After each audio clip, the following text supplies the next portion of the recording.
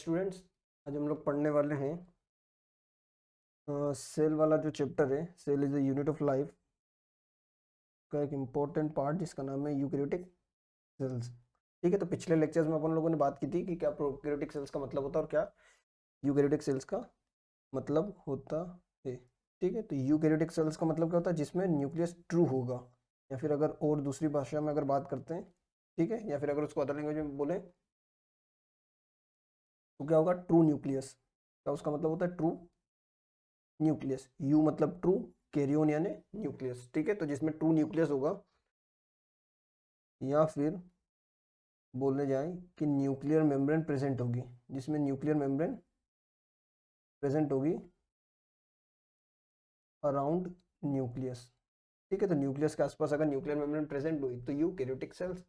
ठीक है, simple language में। और जिसमें मेम्ब्रेन ऑर्गेनेल्स या मेम्ब्रेन बाउंड ऑर्गेनेल्स प्रेजेंट होंगे, जैसे ER, endoplasmic reticulum, Golgi apparatus, mitochondria, chloroplast, XYZ, बहुत सारे। ठीक है, जो भी और दूसरे हो वो यूकैरियोटिक सेल्स होते हैं। अपन लोग एनसीईआरटी पढ़ते हैं इसकी। The eukaryotic sales includes all the protist, जितने भी प्रोटिस्टा है। ठीक है, आपको पता है कि देखो प्रोकैरियोटिक सेल्स कौन से होते हैं? मोनेरा वाला जितना भी किंगडम है उसमें आप लोग पीछे पढ़ के आओगे कि वो प्रोकैरियोटिक है। उसके बाद सारे यूकैरियोटिक है। अब यूकैरियोटिक यूनिसेल्युलर भी हो सकते हैं, मल्टी सेल्युलर भी हो सकते हैं। ठीक है, तो उसका सेलुलरिटी से कुछ लेना देना नहीं होता यूकैरियोटिक या प्रोकैरियोटिक का। मल्टी सेल्युलर यूनिसेल्युलर दोनों यूकैरियोटिक हो सकते हैं। ठीक है, आपके दिमाग में ये नहीं बात आनी चाहिए कि यूकैरियोटिक का मतलब सिर्फ, सॉरी, प्रोकैरियोटिक का मतलब सिर्फ यूनिसेल्युलर होते हैं। प्रोकैरियोटिक्स यूनिसेल्युलर होते हैं लेकिन यूकैरियोटिक्स दोनों हो सकते हैं।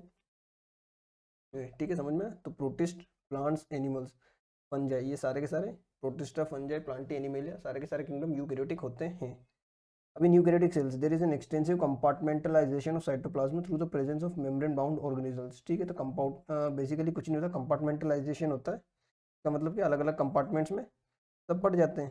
क्यों इसने ऐसा बोला है अलग अलग कंपार्टमेंट्स में बढ़ जाते हैं? होता क्या है, अगर एक सेल है, बीच में न्यूक्लियस है, ठीक है, तो एक सेल की इतनी जो स्पेस हुई, ठीक है, सपोज करो एक स्फीयर है, उसमें बीच वाला जो पार्ट है उस स्फीयर का, उस किसने डिवाइड कर दिया? न्यूक्लियस ने। वो न्यूक्लियस ने उतना हिस्सा ले लिया। एक पर्टिकुलर हिस्सा जो माइटोकॉन्ड्रिया ने ले लिया। ठीक है, ठीक है, तो अब न्यूक्लियस या बोला जाए साइटोप्लाज्म, उस माइटोकॉन्ड्रिया के बीच में तो मेम्ब्रेन हुई। साइटोप्लाज्म और इस न्यूक्लियस के बीच में न्यूक्लियर मेम्ब्रेन होती है। ठीक है, चाहे यहाँ पर कौन होगा? यहाँ पर होगा ER यानी एंडोप्लाज्मिक रेटिकुलम। ठीक है, इसके बीच में और साइटोप्लाज्म के बीच में एक मेम्ब्रेन हो गई। ठीक है, तो एक कंपार्टमेंट का मतलब कंपार्टमेंटलाइजेशन हो गया। ठीक है, कंपार्टमेंट्स में डिवाइड हो गए। अब eukaryotic cells possess an organised nucleus with a nuclear envelope. ठीक है, यूकैरियोटिक सेल्स में क्या होता है? एक ऑर्गेनाइज्ड न्यूक्लियस होगा। पहले क्या था, अपन ने प्रोकैरियोटिक सेल्स में पढ़ा था कि जो न्यूक्लियस होता है वो डिस्पर्स्ड होता है। इस सच उसमें न्यूक्लियस का कुछ स्ट्रक्चर रहता नहीं है, इसीलिए उसको न्यूक्लियोइड बोल देते थे। यहाँ पर वो न्यूक्लियर एनवेलप या न्यूक्लियर मेम्ब्रेन के अंदर रहेगा न्यूक्लियस। ठीक है, in the addition the eukaryotic cells have a variety of complex locomotory and cytoskeletal structures. उसके अलावा, ठीक है, यूकैरियोटिक सेल्स के जो साइटोप्लाज्म होगा वहाँ पर साइटोस्केलेटन, फिलामेंट्स वगैरह होते हैं।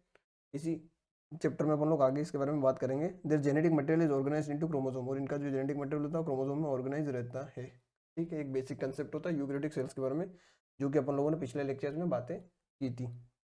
All the eukaryotic cells are not identical. ठीक है, सीधी सी बात है कि देखो प्रोकैरियोटिक सेल्स अगर आपस में एक जैसे नहीं है तो अलग अलग शेप और साइज के होंगे, वैसे यूकैरियोटिक सेल्स भी अलग अलग शेप और साइज के होंगे, सबके सब एक जैसे आइडेंटिकल नहीं होंगे। ठीक है, the plants and animal cells are different as former possess cell wall, plastids and large central vacuole which are absent in the animal cells. ठीक है, कंसेप्ट समझ में आया? बेसिकली देखो यूकैरियोटिक सेल्स में अपन लोग बात करते हैं किसकी? प्लांट सेल्स और एनिमल सेल्स की। ठीक है, तो प्लांट सेल जो होता है, प्लांट सेल में सेल वॉल होती है।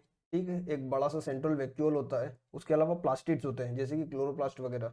ठीक है, लेकिन एनिमल सेल्स में सब कुछ एब्सेंट रहता है।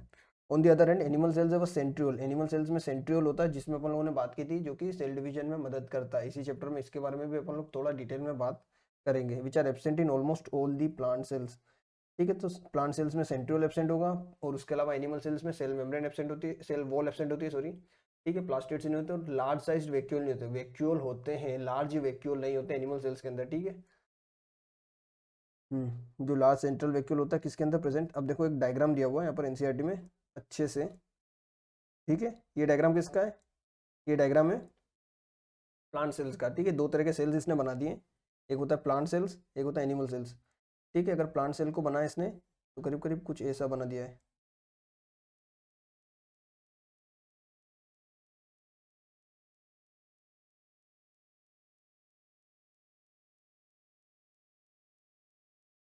ठीक है, कंसेप्ट समझ में? ये प्लांट सेल हो जाता कुछ कुछ इस तरह से। ठीक है, आपको एक यहाँ पर दिख रहा होगा कि जो प्लांट सेल है, ठीक है, अभी यहाँ पर एक सेल है, यहाँ पर दूसरा सेल आ जाएगा। ठीक है, यहाँ पर दूसरा सेल आ जाएगा, यहाँ पर एक सेल होगा, ये न्यूक्लियस रहेगा इसका, अंदर न्यूक्लिक मटेरियल डीएनए वगैरह फील्ड रहेगा न्यूक्लियस के अंदर। ठीक है, यहाँ पर ये दूसरे सेल्स आ जाएंगे। अब दो सेल्स के बीच में कनेक्शन होगा जो कि होगा प्लाज्मोडेस्माटा से। ठीक है, प्लाज्मोडेस्माटा से दो सेल्स के बीच में कनेक्शन होगा, एक पोरस होगा। ठीक है, यहाँ पर आपको दिख रहा होगा कि एक होल है, ये ये दिख रहा होगा। ठीक है, दो सेल्स के बीच में कनेक्शन होता है जिसको बोलते हैं अपन लोग क्या, प्लाज्मोडेस्माटा। ठीक है, सिंपल सा कंसेप्ट है, ध्यान रखना प्लाज्मोडेस्माटास क्या होते हैं। ठीक है, उसके अलावा यहाँ पर आपको दिख रहा होगा कि एक वैक्यूल है, और वैक्यूल कैसा है, लार्ज है, सेंट्रल है, सेंटर में प्रेजेंट है। ठीक है, जिससे कि इसका जो न्यूक्लियस होता है थोड़ा सा साइड में शिफ्ट हो जाता है। ठीक है, लार्ज वैक्यूल प्रेजेंट है जो कि सेंट्रल है। ठीक है, इस वैक्यूल का काम क्या होता है, फूड वगैरह या फिर इसमें थोड़ा बहुत जो फ्लूइड वगैरह फील्ड रहता है। ठीक है, ऐसा चीज़ का फंक्शन होता है। उसके अलावा यहाँ पर ये माइक्रोट्यूब्यूल्स वगैरह रहेंगे जो कि साइटोस्केलेटल सिस्टम में पार्ट करेंगे। ठीक है, प्रोटीन के स्ट्रक्चर्स होते हैं। न्यूक्लियस होता है, सबको पता है, जिसमें न्यूक्लिक मटेरियल प्रेजेंट होगा। न्यूक्लियस के अंदर एक और स्ट्रक्चर होता है जिसको बोलते हैं अपन लोग न्यूक्लियोलस। ठीक है, जो कि बेसिकली जब क्रोमोसोम अपीयर होते हैं तभी ये भी अपीयर होता है। ठीक है, एक पर्टिकुलर टाइप के क्रोमोसोम्स के अंदर होता है। ठीक है, वहाँ से अटैच होता है, अपन लोग इसके बारे में बात करेंगे। गोल्जी अपैरेटस एक स्ट्रक्चर होता है, सबको पता है, जो मेम्ब्रेन बाउंड ऑर्गेनेल्स होते हैं, न्यूक्लियर एनवेलप या फिर न्यूक्लियर मेम्ब्रेन प्रेजेंट होती है। ठीक है, मैं सिर्फ डिफरेंशिएट कर रहा हूँ दोनों सेल्स के बीच में, प्लांट सेल्स और एनिमल सेल्स के बीच में। ठीक है, कि क्या इसमें होता है और क्या इसमें नहीं होता है। ठीक है, तो ये सारे स्ट्रक्चर्स तो होते ही हैं। रफ यार दोनों में कॉमन है, लाइसोसोम दोनों में कॉमन है, स्मूथ एंडोप्लाज्मिक रेटिकुलम दोनों में कॉमन है। ठीक है, रेटिकुलम दो तरह, एंडोप्लाज्मिक रेटिकुलम दो तरह का होता है। सिर्फ अभी नाम सुन लो, अपन इसी चैप्टर में इसके बारे में आगे थोड़ा सा डिटेल में बात करेंगे।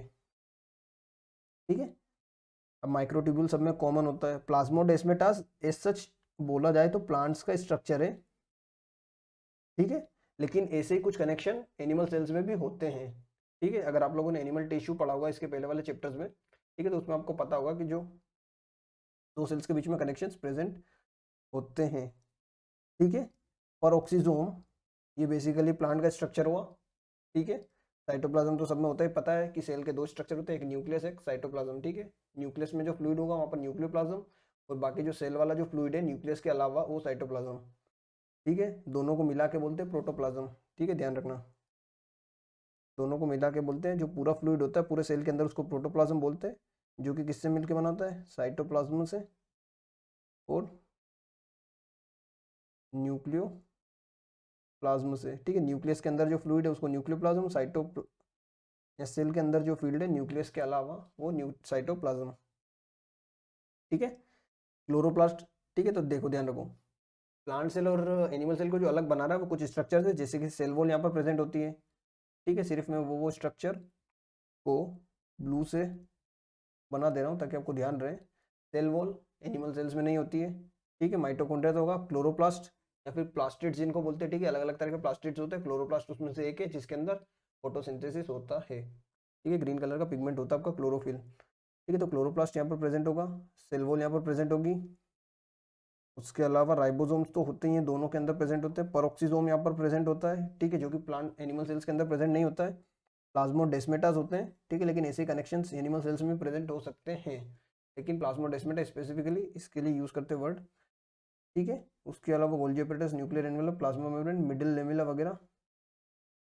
मिडिल लेमिला भी बेसिकली दोनों में हो सकता है, दो सेल्स के बीच में जो लेयर होती है उसको मिडिल लेमिला बोल देते हैं। ठीक है, तो अपन इसको एज सच ना महत्व नहीं देते। ठीक है, तो ये मेन स्ट्रक्चर है जो कि प्लांट सेल्स में प्रेजेंट होते हैं, एनिमल सेल्स में एब्सेंट होते हैं।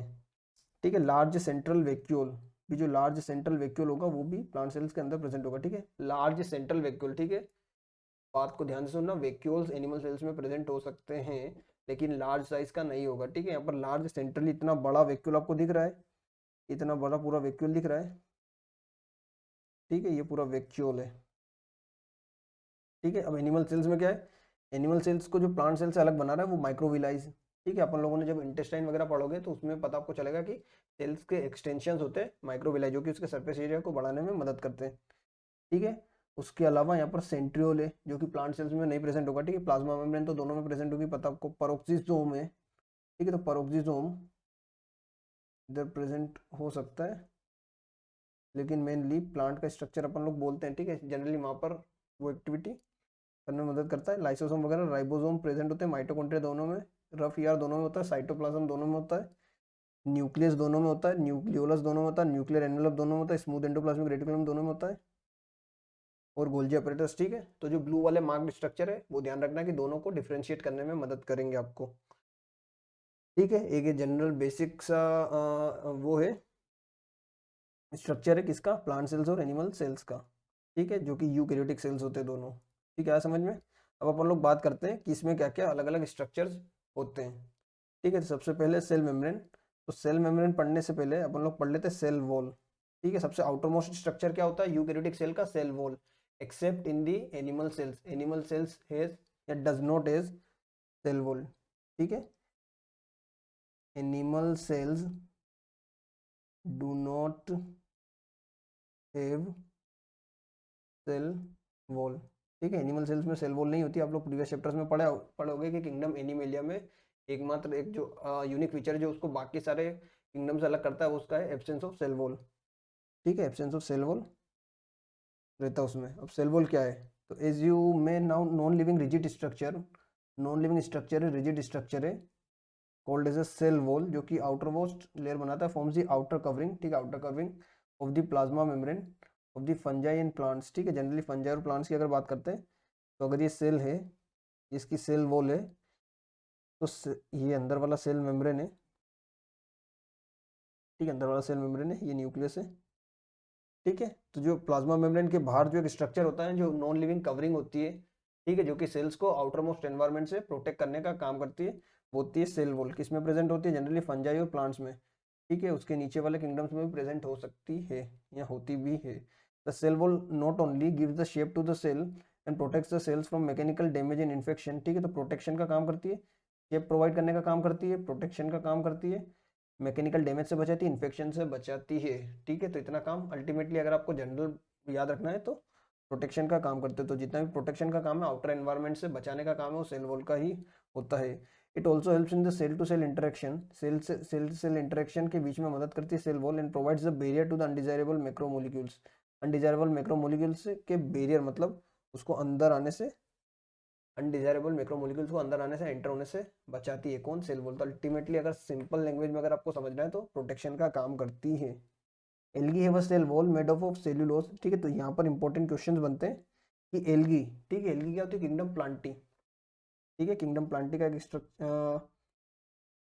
एक ऑर्गेनिज्म है एल्गी, है सेल वॉल, जो कि किससे मिलकर बनी होती है, सेल्यूलोज, गैलेक्टेंस एंड मेनन्स और minerals like calcium carbonate, while in the other, ठीक है। तो एल्गीज में किसकी किसकी बनी है, सेल्यूलोज जो कि एक कार्बोहाइड्रेट है, गैलेक्टेंस कार्बोहाइड्रेट, मेनिन्स कार्बोहाइड्रेट, ठीक है। तो ये सारे के सारे कार्बोहाइड्रेट से मिलकर बनी होती है, ठीक है, कार्बोहाइड्रेट की सेल वॉल होती है। और मिनरल्स जैसे कैल्शियम कार्बोनेट वगैरह की, जो कि हार्ड कवरिंग बनाएगी, ठीक है। जब आप लोग एल्गी पढ़ोगे तो उसमें आपको एग्जाम्पल्स दिए होंगे कैल्शियम कार्बोनेट वाली सेल वॉल के, ठीक है। while in the other plants it consists of cellulose, hemicellulose, pectins and proteins, ठीक है। तो पेक्टिन या प्रोटीन, सेल्यूलोज, हेमीसेल्यूलोज वगैरह की स्ट्रक्चर की मिलके बनी होती है, ठीक है, इतना समझ में। तो एल्गी में किसकी होती है, सेल्यूलोज, गैलेक्टेंस, मेनन्स, या फिर कुछ मिनरल जैसे कि कैल्शियम कार्बोनेट। लेकिन बाकी जो दूसरे प्लांट्स हैं, हायर प्लांट्स हैं, उनमें cellulose, hemicellulose, pectin and protein से मिलके बनी होती है, कौन, सेल वॉल की बात कर रहे हैं अपन लोग, ठीक है। The cell wall of a young plant cell, the primary wall is capable of growth which gradually diminishes as the cell matures and the secondary wall is formed on the inner side of the cell, ठीक है।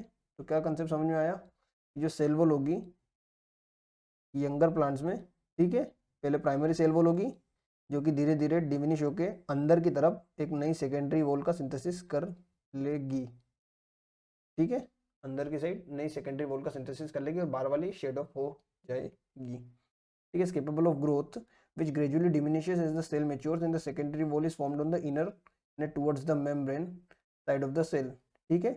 the middle lamella is a layer mainly of a calcium pectate, ठीक है, calcium pectate की layer होती है which holds or glues the different neighboring cells together. The cell wall in the middle lamella may be traversed by plasmodesmata which connects the cytoplasm of the neighboring cells, ठीक है। तो concept समझ में आया, जैसे अगर दो सेल्स है, ठीक है, दो सेल्स के बीच में एक लेयर होगी दो सेल्स के बीच में एक लेयर होगी, ठीक है, जो कि दो सेल्स के बीच में दो सेल्स के बीच को ग्लू करने का काम कर रही होगी, चिपकाने का काम कर रही होगी, ठीक है। हो सकता है इसके बीच में एक कनेक्शन भी हो, जिसको बोलोगे आप लोग क्या, प्लाज्मोडेस्मेटा, ठीक है, जो कि कनेक्शन वगैरह भी बनाएगी, जिसको बोलोगे आप लोग प्लाज्मोडेस्मेटा, ठीक है। तो कंसेप्ट समझ में आया।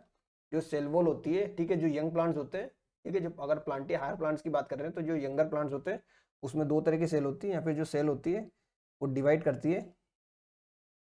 जैसे सपोज करो अगर ये सेल है, अभी जो मैंने बनाया इसका आउटर स्ट्रक्चर, वो इसकी प्राइमरी सेल वॉल हुई, ठीक है। धीरे धीरे डीजनरेट होकर या फिर ग्रोथ करके अंदर की साइड एक और सेल बना लेती है, जिसको बोलेंगे अपन लोग सेकेंडरी सेल वॉल, ठीक है। ये प्राइमरी सेल वॉल है और ये सेकेंडरी सेल वॉल है, ठीक है, जो कि अंदर की साइड बन गई। उसके अलावा मेम्ब्रेन तो होगी, प्लाज्मा मेम्ब्रेन यहाँ पर एज सच इंटेक्ट है, ठीक है। उसके बाद में अगर बात करते हैं जो इसका नेबरिंग सेल होगा, वहाँ पर पास में नेबरिंग सेल है, ठीक है, उनके बीच में भी दो सेल्स के बीच में एक लेयर होगी, जिसको बोलेंगे आप लोग मिडिल लेमिला। देखो लेमिला मतलब लेयर, मिडिल यानी बीच में, तो मिडिल लेमिला, दो सेल्स के बीच में मिडिल लेमिला, ठीक है, उसको बीच में ग्लू करने का काम कर रही है, ठीक है। किसकी बनी, कैल्शियम पेक्टेट की बनी है, कैल्शियम पेक्टेट, कैल्शियम पेक्टेट, ठीक है। अगर आपको याद हो तो अपन लोगों ने पढ़ा है कि इसकी जो सेल वॉल होती है हायर प्लांट्स में, वो पेक्टिन वगैरह से, हेमीसेल्युलोज पेक्टिन वगैरह से मिलकर बनी होती है, ठीक है। तो उसी का एक स्ट्रक्चर होता है कैल्शियम पेक्टेट, ठीक है। तो उससे बनी होती है, दो सेल्स को ग्लू करने का काम करती है, पास में चिपका रखने का काम करती है। उसके अलावा यहाँ पर बीच में कनेक्शन होंगे, जिसको बोलेंगे अपन लोग प्लाज्मोडेस्मेटा, जो कि दो सेल्स को बीच में कनेक्ट करने का काम करेंगे, ठीक है। दो सेल्स के बीच का कनेक्शन को बोलेंगे प्लाज्मोडेस्मेटा, ठीक है। आया कंसेप्ट समझ में। सिंपल सा कंसेप्ट है, किसमें किससे बनी होती है सेल वॉल, सिंपल सा आप लोग को ध्यान रखना है, ठीक है। अब अपन लोग बात करते हैं one of the most living structure, जिसका नाम है सेल मेम्ब्रेन, ठीक है, सेल मेम्ब्रेन। बहुत सी बार बहुत से साइंटिस्टों को समझ ही नहीं आया कि इनिशियली सेल मेम्ब्रेन किससे मिलकर बनी होती है, ठीक है। किससे मिलकर बनी होती है, कैसी होती है, सिंगल लेड होती है, डबल लेड होती है, कुछ समझ नहीं कैसा कंपोजिशन होता है। तो काफ़ी सारों ने अलग अलग हाइपोथेसिस दिया, ठीक है। लेकिन जैसे 1950 में इलेक्ट्रॉन माइक्रोस्कोप की डिस्कवरी हुई, उसके बाद में इसका क्लियरली समझ में आने लगा कि हाँ भैया ऐसी सेल मेम्ब्रेन एक्चुअल में दिखती होगी, ठीक है। तो इनिशियली तो किसी को समझ नहीं आया कि सेल मेम्ब्रेन होती कैसी है, ठीक है। बाद में समझ में आया कि सेल मेम्ब्रेन जो होती है आपकी, वो होती है फोस्फोलिपिड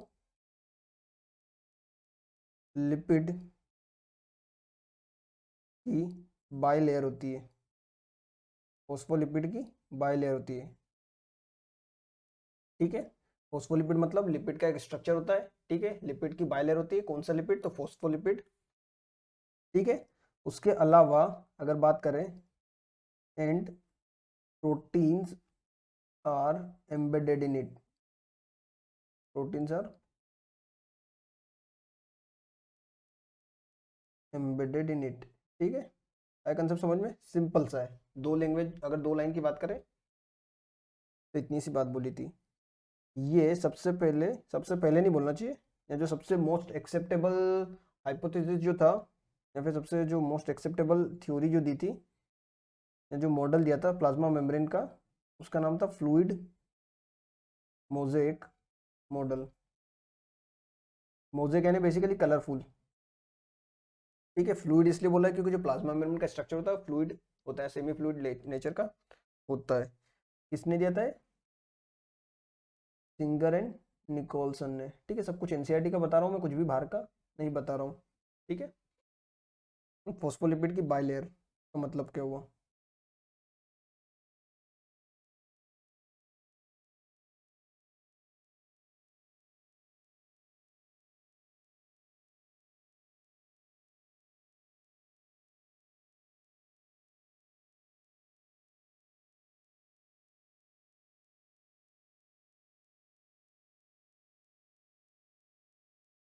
थोड़ा सा ध्यान से देखना।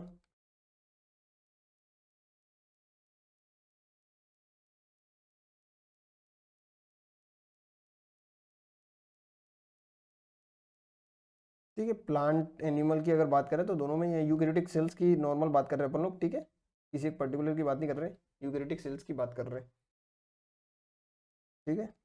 यहाँ पर क्या होगा,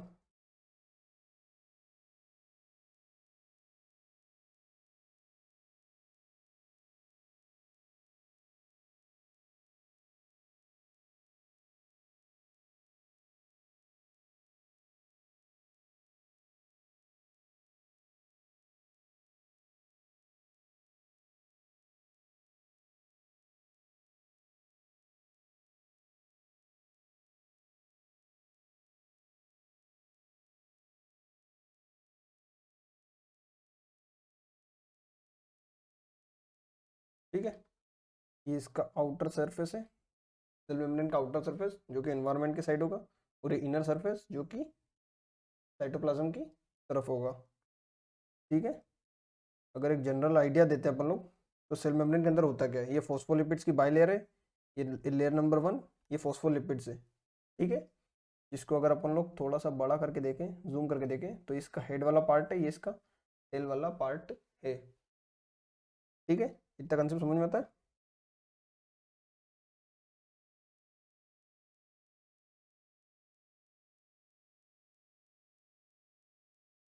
ठीक है, अब देखो होता क्या है, फॉस्फोलिपिड की बाइलेयर होती है, और इसमें क्या होता है, प्रोटीन के स्ट्रक्चर एम्बेडेड होते हैं, फिर प्रोटीन्स एम्बेडेड होते हैं। तो इसमें दो तरह के प्रोटीन होते हैं, एक को बोलते हैं अपन लोग इंटीग्रल प्रोटीन, एक को क्या बोलते हैं, इंटीग्रल प्रोटीन, इंटीग्रल प्रोटीन या फिर इंटीग्रल प्रोटीन, ठीक है, या फिर इसको बोल सकते हैं इंट्रिंसिक प्रोटीन,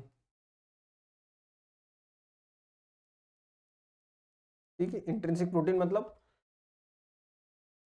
एक साइड से लेके दूसरी साइड तक वो पूरा एम्बेडेड रहता है, या फिर अगर इसको दूसरे लैंग्वेज में बोलें तो एम्बेडेड रहता है पूरी तरीके से ये, ठीक है। मतलब इसकी आउटर लेयर से लेके इनर लेयर तक ये पूरा का पूरा, ठीक है, आउटर सरफेस को इनर सरफेस से पूरे के पूरे तरीके से कनेक्ट कर देता है, ठीक है, दोनों लेयर के बीच में से निकल के प्रेजेंट रहता है, जैसे कि ये वाला प्रोटीन जो है, ठीक है। इसको दे देते हैं अपन लोग आईपी, यानी इंटीग्रल प्रोटीन या फिर इंट्रिंसिक प्रोटीन, ठीक है।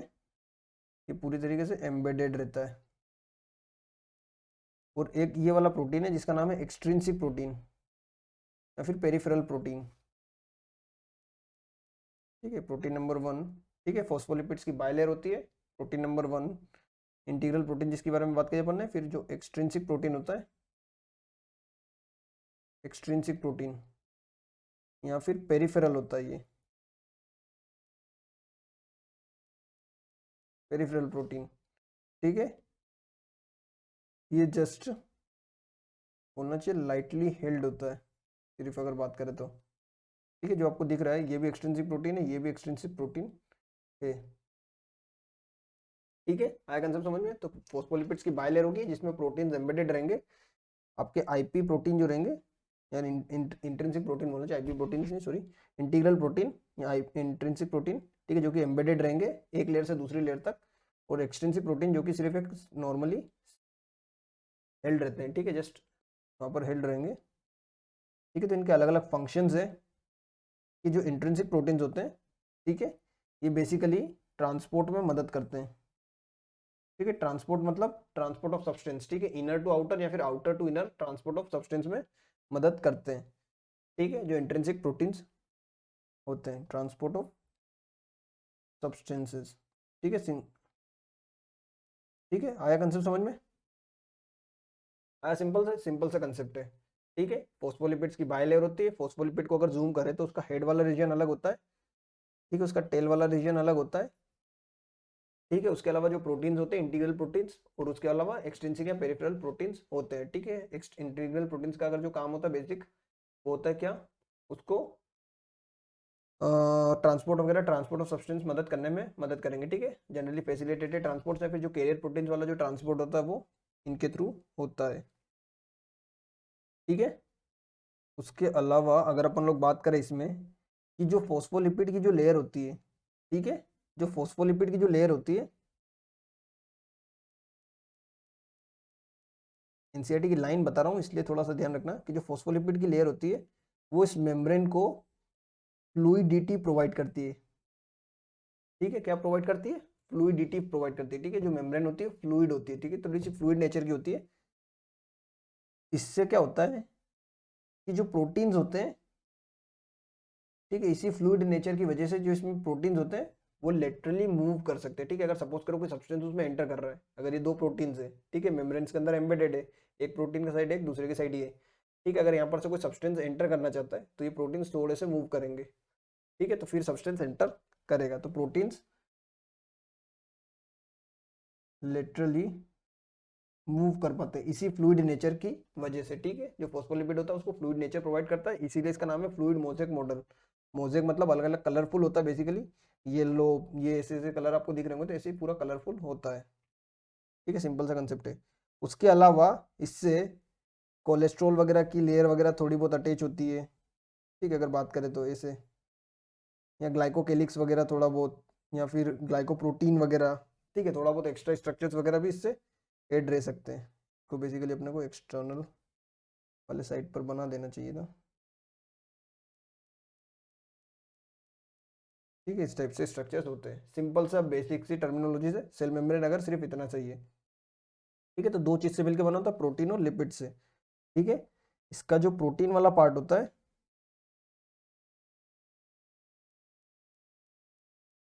वो करीब करीब 52% होता है, और जो लिपिड वाला पार्ट होता है वो ऑलमोस्ट 40% होता है। ठीक है, जो प्रोटीन से मिलकर बनाता है, तो मेजर पोर्शन कौन बना रहा है? प्रोटीन। क्या इसको बोलते हैं फॉस्फोलिपिड की बाय लेयर, लेकिन इसका जो छोटा जो थोड़ा सा कम पोर्शन जो बना रहा है वो बना रहा है लिपिड। ठीक है, तो दो मेजर पोर्शन है, प्रोटीन और लिपिड, उसमें भी ज्यादा कौन है? प्रोटीन। ठीक है, ये याद रखने का तरीका जो है कि 40 को हिंदी में बोलते हैं चा ली स। ठीक है, तो 40 में क्या था? ली। ठीक है, 40 क्या था? ली, तो ली फॉर लिपिड। ठीक है, अगर आप भूल जाओ तो इसको इस ट्रिक से याद रख सकते हैं। तो ठीक है, 52% और 40%। ठीक है, फॉस्फोलिपिड होते हैं, तो जो लिपिड होगा वो कितना है? 40%। जो प्रोटीन वाला पार्ट है वो 52%। ठीक है, आया कंसेप्ट समझ में? अपन लोग इसकी एनसीईआरटी पढ़ते हैं। एनसीईआरटी क्या होती है? ठीक है, meanwhile the chemical studies on the cell membrane specially in the human red blood cells. ठीक है, ह्यूमन रेड ब्लड सेल्स पर जो मेम्ब्रेन पर ने स्टडी की, enabled the scientist to deduce the possible structures of the plasma membrane. ठीक है, अलग अलग पॉसिबल स्ट्रक्चर्स दिए थे, बहुत सारे पहले स्ट्रक्चर्स पास हुए थे। ठीक है, फाइनली जो फ्लूइड मोज़ेक मॉडल था जो सिंगर निकोलसन ने दिया था वो वेल एक्सेप्टेड था, तो अपन लोग उसके बारे में बात करते हैं। This study showed that the cell membrane is mainly composed of lipids and proteins. ठीक है, the major lipids are phospholipids, जिसमें से जो मेजर लिपिड्स होते हैं वो फॉस्फोलिपिड होते हैं। Data arranged in the bilayer, bilayer के फॉर्म में अरेंज होते हैं। ठीक है, यहाँ पर आपको डायग्राम दिख रहा होगा। ठीक है, यहाँ पर आपको डायग्राम दिख रहा होगा कि एक लेयर है, ये दूसरी लेयर है। ठीक है, तो बाइलेयर्स के फॉर्म में ये अरेंज्ड है। Also the lipids are arranged with in the membrane with the polar head towards the outer side and hydrophobic tail towards the inner part. ठीक है, मैंने आपको बताया था यहाँ पर हेड वाला पार्ट है, तो जो हेड वाला पार्ट है वो पोलर होती है, तो पोलर होती है मतलब हाइड्रोफिलिक होती है, और जो टेल वाला पार्ट होता है, ठीक है, वो हाइड्रोफोबिक होती है। हाइड्रोफोबिक, और ये हाइड्रोफिलिक। ठीक है, एक फिलिक होगा एक फोबिक होगा। ठीक है, इतना कंसेप्ट समझ में आया? The lipids are arranged with in the membrane with in the polar head towards the outer side and the hydrophobic tail towards the inner part. ठीक है, this ensures the non polar tail of the saturated hydrocarbons. obvious सी बात है कि अगर head polar है तो जो tell होगा वो नॉन पोलर होगी। नॉन पोलर है मतलब हाइड्रोफोबिक है। ठीक है, जिसके पास में पानी नहीं आएगा। हाइड्रोफोबिक का मतलब क्या होता है? हाइड्रो मतलब वाटर और फोबिक मतलब डर। ठीक है, तो जिसके पास पानी नहीं आएगा, ठीक है, जो पानी से दूर रहता है। पानी कैसा होता है? पोलर होता है। ठीक है, H2 कैसा होता है? पोलर होता है। और जिसका हेड होगा वो हाइड्रोफिलिक होगा। ठीक है, क्योंकि पोलर है। और अगर ये नॉन पोलर है, इस नॉन पोलर होने का मतलब क्या होता है कि ये जो बना हुआ है वो पूरा का पूरा सेचुरेटेड हाइड्रोकार्बन से मिलकर बना है। ठीक है, सेचुरेटेड हाइड्रोकार्बन से मिलकर बना होता है। ठीक है, is protected from the aqueous environment. In the addition to phospholipid membrane also contains a cholesterol. ठीक है, तो कोलेस्ट्रॉल वगैरह भी होगा, कोलेस्ट्रॉल, शुगर वगैरह, ग्लाइकोप्रोटीन्स वगैरह आपको मिल जाएंगे उसके अलावा। ठीक है, अपन लोगों ने मेजरली बात की है फॉस्फोलिपिड्स और प्रोटीन्स की। ठीक है, यहाँ पर कोलेस्ट्रॉल वगैरह आपको मिल जाएगा, शुगर वगैरह मिल जा रही है। ठीक है, इतना कंसेप्ट समझ में। The lateral biochemical investigations clearly revealed that the cell membranes also possess proteins and carbohydrates. The ratio of the protein and lipid varies considerably in different cell types. अपन लोग ह्यूमन बींग्स की अगर बात करते हैं तो human being the membrane of erythrocyte, erythrocyte मतलब RBC, ठीक है, ये आरबीसी मेम्ब्रेन के अंदर जो अपन लोग ने आरबीसी पर मेनली स्टडी किया था, तो आरबीसी मेम्ब्रेन की अपन लोग बात करते हैं कि आरबीसी में 52% प्रोटीन होगा और 40% लिपिड्स होंगे, ठीक है, depending on the ease of extraction. ठीक है, ईज ऑफ एक्सट्रैक्शन के हिसाब से the membrane proteins can be classified in integral और peripheral proteins. Intrinsic and extrinsic proteins में डिवाइड करते हैं। The peripheral proteins lies on the surface of the membrane. Peripheral proteins दिख रहे होंगे जो कि सिर्फ सरफेस पर दिख रहे होंगे आपको, ठीक है, और ये वाले जो प्रोटीन्स दिख रहे हैं आपको वो इंटीग्रल प्रोटीन्स दिख रहे हैं, ठीक है, जो कि मेम्ब्रेन से आर पार निकल जा रहे हैं। आर पार्शियली और totally buried in the membrane. ठीक है, जो इंटीग्रल प्रोटीन्स रहेंगे वो पार्शियली या फिर टोटली, ठीक है, तो यहाँ पर इंपॉर्टेंट बात आ गई है, ये पार्शियली भी हो सकते हैं और टोटली भी बरी हो सकते हैं, ठीक है, पूरी की पूरी तरीके से भी अंदर जा सकते हैं सेल मेम्ब्रेन के अंदर या फिर पार्शियली भी जा सकते हैं, ठीक है। ये फ्लूइड मोज़ेक मॉडल है, सिंगल एंड निकोलसन ने प्रोवाइड किया था, मतलब डिस्कवर किया था। Improve the model of structure of the cell membrane was proposed by Singer and Nicolson, widely accepted as a fluid mosaic model. ठीक है, according to this the quasi fluid nature, quasi fluid यानी semi fluid, ठीक है, quasi fluid यानी semi fluid nature जो होता है of the lipid enables the lateral movement of proteins with in the overall bilayer. ठीक है, तो ये इसने दिया था कि जो मेम्ब्रेन होता है उसका क्वासी फ्लूइड नेचर होता है, ठीक है, जो कि लेटरल मूवमेंट करवाने में मदद करता है किसके, प्रोटीन्स का। This ability to move with in the membrane is measured its fluidity. ठीक है, अब यही एबिलिटी प्रोटीन्स की लेटरली मूव करने को, इसी को अपन लोग बोलते हैं फ्लूइडिटी। ठीक है, तो ये फ्लूइड नेचर को, इसी फ्लूइड नेचर की वजह से लेटरल प्रोटीन लेटरली मूव करते हैं, या फिर बोलना चाहिए कि जो लेटरल प्रोटीन मूव कर रहे हैं उस फेनोमेना को, या फिर उस फेनोमेना को बोलते हैं अपन लोग क्या, fluidity. The fluid nature of the membrane is also important from the point of view of the function like cell growth, formation of the intracellular junctions, secretions, endocytosis, cell division. ठीक है, cell growth वगैरह में मदद करता है fluid nature. Intercellular junctions यानी दो sales के बीच में जंक्शंस बनाने में मदद करता है, ठीक है, उनके बीच में कनेक्शंस बनाने में मदद करता है, उसको सिक्रीशन करने में मदद करता है। एंडोसाइटोसिस मतलब कुछ भी एनगल्फ कर लेता है, अगर सेल, अगर ये सेल है, ठीक है, और अगर इसको कुछ भी एनगल्फ करना है तो इस सेल की मेम्ब्रेन ऐसी अंदर चली जाएगी, ठीक है, और यहाँ से आके इसको पूरी तरीके से कवर कर लेगी, ठीक है, इसको ऐसे कवर कर लेगी ये, ठीक है, और बाद में ये सेल के अंदर चले जाएगा, ठीक है। तो इसी टाइप से पूरे का पूरा एंडोसाइटोसिस की प्रोसेस होती है किसी को भी एनगल्फ करने का, फंक्शन करने के लिए, ठीक है। सेल डिवीजन यानी सेल का डिवीजन करने में भी हेल्प करता है यही fluid nature. One of the most important function of plasma membrane is the transport of molecules across it. Obvious सी बात है, एक बहुत इंपॉर्टेंट फंक्शन होता है प्लाज्मा मेम्ब्रेन का, ठीक है। अगर प्लाज्मा मेम्ब्रेन पूरी तरीके से इंटेक्ट रहती है तो मेम्ब्रेन उसमें से स्ट्रक्चर्स में से कैसे पास आउट होते हैं, ठीक है, स्ट्रक्चर्स कैसे पास आउट हो पाते हैं, तो कैसे हो पाते हैं वो मेम्ब्रेन प्रोटीन्स के लिए। द मेम्ब्रेन सिलेक्टिवली परमिएबल, इसके पहले वाले लेक्चर्स में अपन लोगों ने बात की थी कि जो प्लाज्मा मेम्ब्रेन होती है वो सिलेक्टिवली परमिएबल होती है, ठीक है। सिलेक्टिवली परमिएबल का मतलब होता है कि वो प्लाज्मा मेम्ब्रेन डिसाइड करती है कि कौन से स्ट्रक्चर को उसके अक्रॉस पास करने देगा, ठीक है। अगर सपोज करो कोई स्ट्रक्चर है ए और कोई स्ट्रक्चर है बी, ठीक है, प्लाज्मा मेम्ब्रेन चाहती है कि इसको पास होने दूं लेकिन इसको पास नहीं होने दूंगी, ठीक है, तो इसको बोलेंगे सिलेक्टिविटी। प्लाज्मा मेम्ब्रेन ने सिलेक्ट किया है कि वो ए को पास करेगी या फिर बी को पास करेगी, ठीक है। Many molecules can move briefly across the membrane without any requirement of the energy, ठीक है, to some molecules present on the either side of it.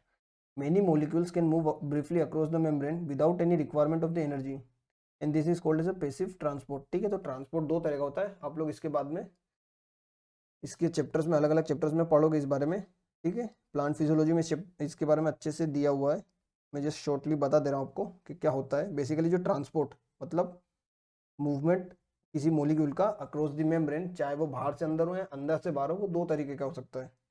एक को बोलते हैं अपन लोग एक्टिव ट्रांसपोर्ट, एक को बोलते हैं अपन लोग पैसिव ट्रांसपोर्ट, ठीक है। एक्टिव मतलब सिंपली है कि एनर्जी का यूज करेगा और पैसिव मतलब सिंपली है कि एनर्जी का यूज नहीं करेगा, एनर्जी का यूज नहीं करेगा और ये एनर्जी का यूज करेगा, ठीक है। एक्टिव मतलब एनर्जी का यूज, पैसिव मतलब एनर्जी का कोई यूज नहीं करेगा, ठीक है। तो दो तरह का ट्रांसपोर्ट होता है, ठीक है। न्यूट्रल सोल्यूट्स में move across the membrane by the process of simple diffusion, ठीक है। तो जो न्यूट्रल मॉलिक्यूल्स होंगे, मतलब जिनके पास कोई चार्ज नहीं होगा, ठीक है, या फिर कोई पोलरिटी नहीं होगी, तो वो easily across the membrane move कर जाएंगे अलोंग द कंसंट्रेशन ग्रेडियंट, ठीक है। कंसंट्रेशन ग्रेडियंट के अलोंग, मतलब जहाँ पर उसका कंसंट्रेशन ज़्यादा होगा, अगर सपोज करें ये मेम्ब्रेन, ठीक है, अगर ये ए पार्ट है और अगर इसको अंदर मूव करना है और बाहर बहुत सारे ए के मॉलिक्यूल हैं और मेम्ब्रेन के अंदर कुछ ही ए के मॉलिक्यूल्स हैं, ठीक है, तो ये हाई कंसंट्रेशन हो गया, ठीक है। ए का कंसंट्रेशन यहाँ पर बाहर की तरफ हाई हो गया और यहाँ पर लो हो गया। तो ये हमेशा एक कंसेप्ट होता है कि अगर जब भी सिंपल डिफ्यूजन होगा जहाँ पर कुछ एनर्जी का यूज नहीं हो रहा है, तो हमेशा जहाँ पर ज़्यादा कंसंट्रेशन होगा वहाँ से कम होगा। सपोज करो कि अगर एक कमरा है जिसमें कैपेसिटी 30 लोगों की है, ठीक है, वहाँ पर अपन लोगों ने 50 लोग डाल दिए अंदर, ठीक है, या 30 लोग भी है सपोज करो, अगर 30 लोग की कैपेसिटी है, ठीक है, तो थोड़े टाइम बाद अगर वो लोग बैठे रहेंगे, अगर उस कमरे में कुछ भी वेंटिलेशन नहीं है, तो वहाँ पर सफोकेशन होने लगेगा, ठीक है। तो वो सारे के सारे बाहर जाने लगेंगे जहाँ पर वो फ्रीली मूव कर सके, ठीक है, क्योंकि सबको मूवमेंट पसंद है, किसी को भी एक जगह बैठना पसंद नहीं है। सेम केस मॉलिक्यूल्स के साथ भी होता है। तो हमेशा हाई कंसंट्रेशन से लोअर कंसंट्रेशन की तरफ जाते हैं लोग, ठीक है, यहाँ सारे molecules along the concentration gradient from higher concentration to lower concentration। ये ट्रांसपोर्ट के बारे में आप लोग अच्छे से प्लांट फिजियोलॉजी वाला जब चैप्टर पढ़ोगे तो अच्छे से पढ़ोगे। The water may also move across this membrane from the higher to lower concentration, ठीक है, वाटर भी हायर से लोअर कंसंट्रेशन की तरफ मूव करता है, सबको पता है बात। The movement of water by the diffusion is called as osmosis, ठीक है। ये सारा का सारा ट्रांसपोर्ट वाला जो पोर्शन है, ठीक है, इसको मैं बहुत ज़्यादा डिटेल में कंसिडर नहीं कर रहा हूँ यहाँ पर, ठीक है, इसको ज़्यादा अपन लोग डिटेल में नहीं पढ़ रहे हैं, ये सबका सब प्लांट फिजियो में अच्छे से दिया हुआ है, ठीक है। तो वाटर के मूवमेंट को अपन लोग ऑस्मोसिस बोल देते हैं, simple diffusion of water termed is osmosis. As the polar molecule can not pass through the non polar lipid bilayer, ठीक है, तो लिपिड की बाइलेयर है वो तो नॉन पोलर है, ठीक है, जो लिपिड की बाइलेयर है वो जो कि नॉन पोलर है, ठीक है, तो उसमें से पोलर मॉलिक्यूल्स डायरेक्टली पास नहीं हो पाते। They require a carrier protein of the membrane to facilitate the transport across the membrane, ठीक है, तो उसके लिए क्या चाहिएगा, उसको कैरियर प्रोटीन चाहिएगा। अब फ्यू आयंस और molecules are transport carrier protein, मतलब जो आपने प्रोटीन्स बात की थी इंटीग्रल्स प्रोटीन्स के बारे में, ठीक है, वो कैरियर प्रोटीन्स की तरह एक्ट कर सकते हैं। कुछ आयंस और molecules are transported across the membrane against their concentration gradient that is from lower to higher concentration. Such transport is a energy dependent process in which ATP is utilised in active transport, ठीक है, जैसे sodium potassium pump होता है, ठीक है, जैसे sodium potassium pump होता है जो कि सोडियम और पोटेशियम को एटीपी की एनर्जी के हिसाब से ट्रांसफर कर रहा होता है। अब जब अपन लोग चाहते हैं कि एनर्जी के हिसाब से यूज हो, तो अपन लोग चाहेंगे कि अपने हिसाब से उस मॉलिक्यूल को मूव करें, तो हाई कंसंट्रेशन से लो पे नहीं मूव होता है, लो कंसंट्रेशन से हाई कंसंट्रेशन की तरफ मूव होता है, ठीक है। मॉलिक्यूल एक्टिव ट्रांसपोर्ट के टाइम पर अगर सपोज करो यहाँ पर 40 मॉलिक्यूल है, ठीक है, 40 ए है और मेम्ब्रेन के अंदर की तरफ सिर्फ 10 ए है, ठीक है, तो अपनी मर्जी अपन लोग एनर्जी यूज करके इस 10 ए को इस साइड पहुंचा सकते हैं। तो जब अपन लोग अपनी मर्जी से पहुंचा रहे हैं उस 10 ए को 40 ए की तरफ जबरदस्ती पहुंचा रहे हैं, तो अपने को पुश करना पड़ेगा, ठीक है। अगर उसी 30 कमरे में अगर अपन लोग बाकी 10 लोगों को और पहुंचाना है, तो अपन लोगों को और धक्का देना होगा, ठीक है, अंदर एडजस्टमेंट करना होगा, तो अपने को एनर्जी यूज करनी होगी, ठीक है, सिंपल सा कंसेप्ट है। तो इस केस में होगा एक्टिव ट्रांसपोर्ट, और यहाँ पर अपने को कैरियर प्रोटीन्स की जरूरत पड़ेगी। कैरियर प्रोटीन्स है ना, वही आपके इंटीग्रल प्रोटीन्स की बात हो रही है यहाँ पर, ठीक है। तो सेल मेम्ब्रेन वाला पोर्शन इतना सही था। ट्रांसपोर्ट वाला पार्ट आप लोग अच्छे से पढ़ोगे कब, जब आप लोग प्लांट फिजियोलॉजी पढ़ोगे, तो आपको एक बार काफी अच्छे से पूरा का पूरा समझ आ जाएगा, ठीक है। और इससे क्वेश्चंस भी उसी चैप्टर से पूछे जाते हैं, ठीक है। अब अपन बात करते हैं एंडो मेम्ब्रेन सिस्टम की। देखो एंडो मतलब इनसाइड, एंडो मतलब इनसाइड, मेम्ब्रेन यानी सिंपल आपका मेम्ब्रेन। अब वो पूरा एंडो मेम्ब्रेन, ठीक है, इनसाइड द मेम्ब्रेन एक पूरा सिस्टम बनता है, ठीक है, जो आपस में एक दूसरे से कनेक्टेड होते हैं।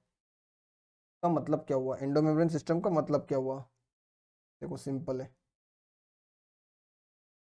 क्या होता है, कुछ ऑर्गेनिज्म से, कुछ ऑर्गेनिल्स है, सॉरी, कुछ ऑर्गेनिल्स हैं, जैसे आपका ईआर, आपका गोल्जी बॉडी,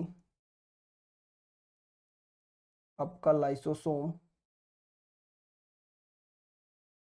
ठीक है, या फिर वैक्यूल वगैरह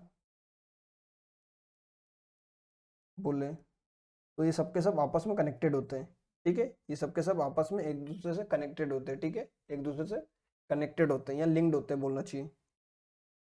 ठीक है, तो ये पूरा का पूरा सबका सब एक पूरा सिस्टम बना लेते हैं। ठीक है, ये पूरा का पूरा एक सिस्टम बना लेते हैं। ठीक है, तो इस पूरे सिस्टम को अपन लोग बोलते हैं एंडोमेम्ब्रेन सिस्टम। ठीक है, तो इसी एंडोमेम्ब्रेन सिस्टम का अपन पहला पार्ट पढ़ते हैं। While each of the membranous organelles is distinct in the term of its structure and function, many of these are considered together as endomembrane system because their functions are coordinated. ठीक है, उनके functions क्या होंगे, coordinated होंगे। वो कैसे होंगे तो आप लोग पढ़ोगे तो आपको समझ आ जाएगा। ठीक है, जैसे क्या होता है, मैंने आपको बताया था कि जितना भी प्रोटीन बनाने का पार्ट है, ठीक है, उसकी इजाजत कौन देता है, आपका न्यूक्लियस। न्यूक्लियस में भी कौन, आपका न्यूक्लिक एसिड। ठीक है, चाहे डीएनए, तो डीएनए के पास पूरी इंफॉर्मेशन होती है। ठीक है, पूरा कच्चा चिट्टा लिखा होता है कि कैसे कौन सा प्रोटीन कैसे बनेगा। वो जो इन्फॉर्मेशन है वो पहुंचाता है एमआरएनए के पास, एमआरएनए पहुंचाता है आपके ईआर के पास, या फिर राइबोसोम्स के पास। राइबोसोम्स प्रेजेंट होता है आपके ईआर पर, एंडोप्लाज्मिक रेटिकुलम पर, रफ एंडोप्लाज्मिक रेटिकुलम पर।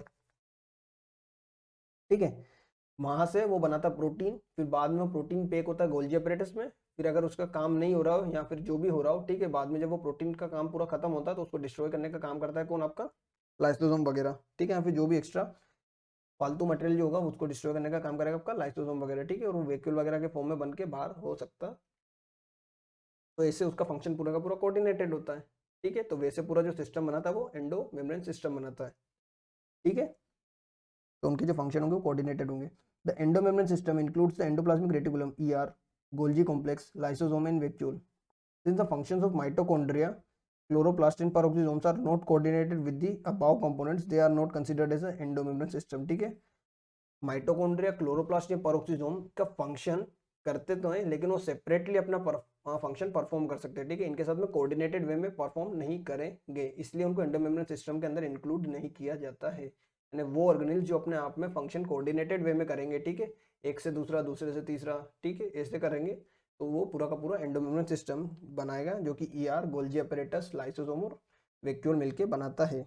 अपन लोग बात करते हैं सबसे पहले ईआर की, एंडोप्लाज्मिक रेटिकुलम। ठीक है, तो न्यूक्लियस के बाहर आपको एक स्ट्रक्चर दिख रहा होगा, ठीक है, जो कि उसकी न्यूक्लियर मेम्ब्रेन से एसोसिएटेड है। ठीक है, जो कि उसके न्यूक्लियर मेम्ब्रेन से एसोसिएटेड है। देखो होता क्या है, अगर अपन बात करें एक सेल की, सेल के अंदर क्या होता है, न्यूक्लियस। न्यूक्लियस के बाहर क्या होता है, न्यूक्लियर मेम्ब्रेन। क्या होता है, न्यूक्लियर मेम्ब्रेन। अब न्यूक्लियर मेम्ब्रेन पूरी कंप्लीट नहीं होती, मैंने आपको बताया था। ठीक है, न्यूक्लियर मेम्ब्रेन पूरी तरीके से कंप्लीट नहीं होती है। ठीक है, वो बीच बीच में से पोर्स का सिंथेसिस कर लेती है जिससे कि ट्रांसपोर्ट ऑफ मटेरियल हो पाए। ठीक है, अब इसी से एसोसिएटेड एक स्ट्रक्चर होगा,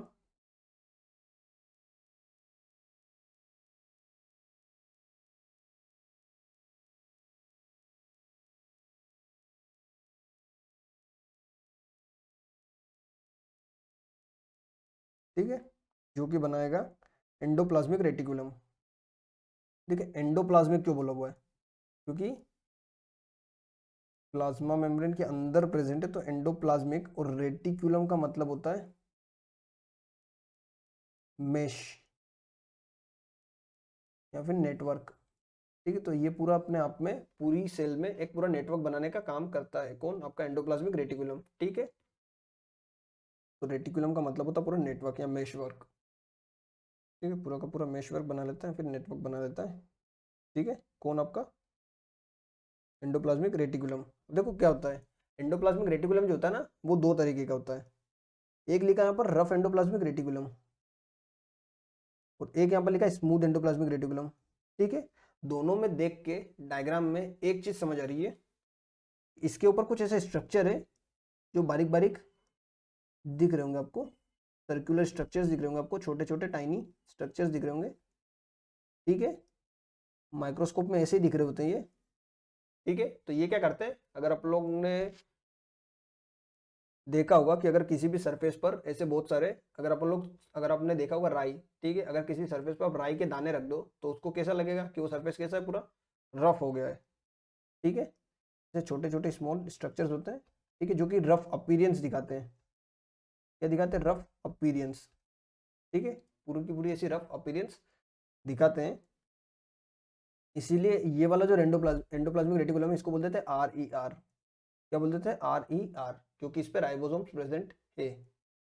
और ऐसे एंडोप्लाज्मिक रेटिकुलम जिस पर राइबोसोम्स एब्सेंट है, यानी राइबोसोम्स एब्सेंट है, ऐसे स्ट्रक्चर्स को बोलते थे अपन लोग, ऐसे एंडोप्लाज्मिक रेटिकुलम को बोलते थे स्मूथ एंडोप्लाज्मिक रेटिकुलम। क्यों? क्योंकि पूरा का पूरा स्मूथ दिख रहा है, ठीक है, पूरी की पूरी सरफेस आपको स्मूथ दिख रही है, ठीक है। इतना कंसेप्ट समझ में आया छोटा सा। अब क्या होता है देखो, रफ ईआर को रफ ईआर बोल रहे हैं, वहां पर राइबोसोम प्रेजेंट होता है, लेकिन क्यों? क्या होता है? राइबोसोम का काम क्या होता है? Protein synthesis.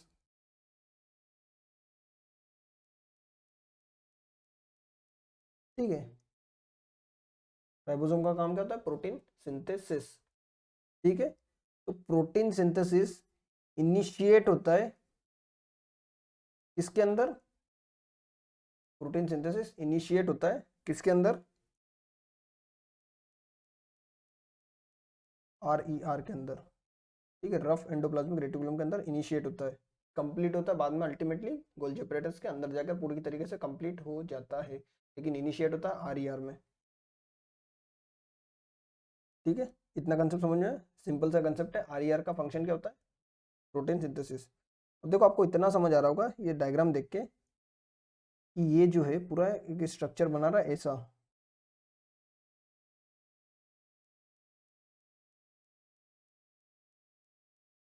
ठीक है, ये पूरा स्ट्रक्चर बना ले रहा है ऐसा, और इसके ऊपर आपको दिख रहे होंगे यहाँ सरफेस पर,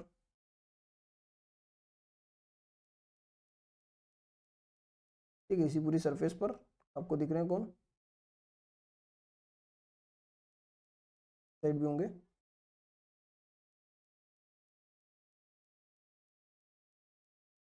कौन होंगे? आपके राइबोसोम्स। ठीक है, सिंपल सा कंसेप्ट है। तो ये हो जाएगा रफ ईयर, इसका फंक्शन होगा क्या? अब इसके अंदर साइटोप्लाज्म तो इसके बाहर है, ठीक है, साइटोप्लाज्म तो इसके बाहर है, ये साइटोप्लाज्म के अंदर है, लेकिन इसके अंदर भी एक फ्लूइड फील्ड होगा। ठीक है, एंडोप्लाज्मिक फ्लूइड फील्ड होगा इसके अंदर भी एक। ठीक है, आता कंसेप्ट समझ में? साइटोप्लाज्म से एक सेपरेटेड है, क्यों? क्योंकि इसके बीच में एक मेम्ब्रेन है। ठीक है, जो ये वाली पूरी मेम्ब्रेन होगी, ठीक है, ये पूरे के पूरे इसमें तो सेपरेट कर रही होगी। ठीक है, अपन लोग अगर इसकी एनसीईआरटी पढ़ते हैं RER की, तो RER के बारे में दिया गया था, electron microscope studies of the eukaryotic cells reveals the presence of network और reticulum of a tiny tubular structure. ठीक है, ट्यूब लाइक स्ट्रक्चर्स होते हैं, सिंपल सी बात है, scattered in the cytoplasm, that is called as endoplasmic reticulum. In the ER divides the intracellular space into the two distinct compartments, that is a luminal inside the ER and extraluminal cytoplasm compartments। ठीक है, simple सा concept है, समझ आ रहा होगा कि इसके अंदर भी एक फ्लूइड होगा, ठीक है, जो कि इस साइटोप्लाज्म को दो पार्ट में डिवाइड कर रहा होगा। सिंपल सा है कि साइटोप्लाज्म को दो पार्ट में डिवाइड कर रहा है, क्यों? क्योंकि ये तो यहाँ से न्यूक्लियस से कंटिन्यू हो गया है, ठीक है, ये तो यहाँ से न्यूक्लियस से कंटिन्यू हो गया है, और ये पूरा आपका होगा सेल। ठीक है, तो ये वाला पूरा साइटोप्लाज्म वाला पार्ट और ये वाला पार्ट अलग हो गया, इसको बोल दिया इन्होंने लुमिनल, और जो इसके बाहर है वो उसको बोल दिया एक्स्ट्रा लुमिनल। ठीक है, तो लुमिनल और एक्स्ट्रा लुमिनल। ठीक है, साइटोप्लाज्मिक कंपार्टमेंट को दो पार्ट में डिवाइड कर दिया, सिंपल सा कंसेप्ट है, डायग्राम देख के समझ आ रहा होगा इतना तो आपको। अब the ER often shows the ribosomes attached to their outer surface. The endoplasmic reticulum bearing ribosomes on their surface is called as RER, जिसमें राइबोसोम्स होंगे उसको RER बोलेंगे। In the absence of ribosomes they appear smooth and are called as ACR। ठीक है, जिसमें absence होगा उसमें क्या बोलेंगे? ACR। RER का फंक्शन क्या है? RER is frequently observed in the cells actively involved in the protein synthesis and secretion।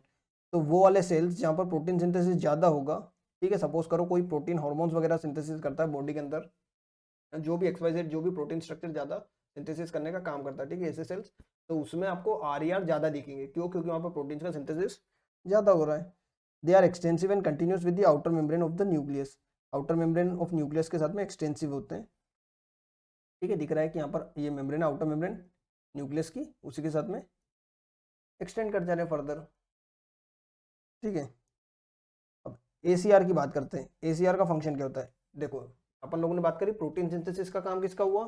RER का, ठीक है, वहां पर इनिशिएट होता है, वहाँ वो इन्वॉल्व होते हैं प्रोटीन सिंथेसिस के अंदर, अपन लोग बोलते हैं अगर सरल भाषा में बोले तो, ठीक है। वैसे ही ACR क्या होता है, जहाँ पर लिपिड के सिंथेसिस होगा, ठीक है, जहाँ पर सिंथेसिस ऑफ लिपिड होगा। प्रोटीन का सिंथेसिस RER, क्यों, क्योंकि राइबोसोम उस पर अटैच होते हैं, सिंपल है। बचा हुआ क्या, लिपिड, तो लिपिड का सिंथेसिस करने का काम कौन करता है, ACR। लिपिड मतलब स्टेरॉयडल हार्मोन्स वगैरह जहाँ पर सिंथेसिस होंगे, ठीक है, जैसे आपका टेस्टोस्टेरोन है, ओवरीज है, तो वहाँ की जो सेल्स होगी वहाँ पर आपको ACR ज्यादा दिखेगा, ठीक है, वहाँ पर आपको ACR ज्यादा दिखेगा, ठीक है। तो ACR का काम क्या हुआ, ACR का काम क्या हुआ, लिपिड या फिर अगर और स्पेसिफिक बोले तो स्टीरोइडल हार्मोन, ऐसे सेल जहाँ पर स्टीरोइडल हार्मोन होंगे वहाँ पर उसका सिंथेसिस में ये हेल्प करवाएगा, ठीक है। इसके अलावा अगर जब मसल्स में जो स्मूथ एंडोप्लाज्मिक रेटिकुलम होता है उसका काम करता है कैल्शियम का स्टोरेज, ठीक है। जब आप लोग ह्यूमन फिजियोलॉजी पढ़ोगे तो वहाँ पर आपको समझ आ जाएगा कि जो ACR है, जो मसल्स है, वहाँ पर वो कैल्शियम का स्टोरेज करने का काम करती है, ठीक है, इसीलिए उसको बोलते हैं सार्कोप्लाज्मिक रेटिकुलम, ठीक है। थोड़ा सा एक्स्ट्रा है लेकिन रिलेटेड था तो जस्ट बता दे रहा हूँ, सार्कोप्लाज्मिक रेटिकुलम, ठीक है, क्या कंसेप्ट समझ में आया। तो यहाँ पर होता आपका ACR खत्म। अब अपन लोग बात करते हैं अगला अगला ऑर्गेनेल एंडोमेम्ब्रेन सिस्टम का, जिसका नाम है गोल्जी अपैरेटस। इसका नाम क्या है, Golgi apparatus, Golgi body, Golgi apparatus, जो चाहे बोल सकते हो, ठीक है। ये जो स्ट्रक्चर है ये बहुत सारे, ठीक है, अगर अपन बात करें, ये ये न्यूक्लियस है, एंडोप्लाज्मिक रेटिकुलम है, यहाँ से वैक्यूल्स के फॉर्म में या फिर लेमिलास वगैरह के फॉर्म में, ठीक है, यहाँ से स्ट्रक्चर जाएगा और ये जाएगा, ट्रेवल करेगा, ठीक है, जिसके अंदर प्रोटीन वगैरह हो सकता है, ठीक है, वो यहाँ पर जाके अटैच होगा,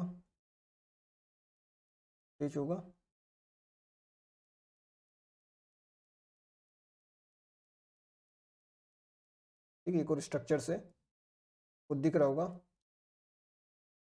ठीक है, और फर्दर ये भी यहाँ पर एंड हो जाएगा और ये आगे ट्रेवल कर जाएगा, ठीक है, एक और स्ट्रक्चर, ठीक है। तो इसके जो स्ट्रक्चर्स होते हैं वो बोलते हैं हम लोग सिस्टर्नी,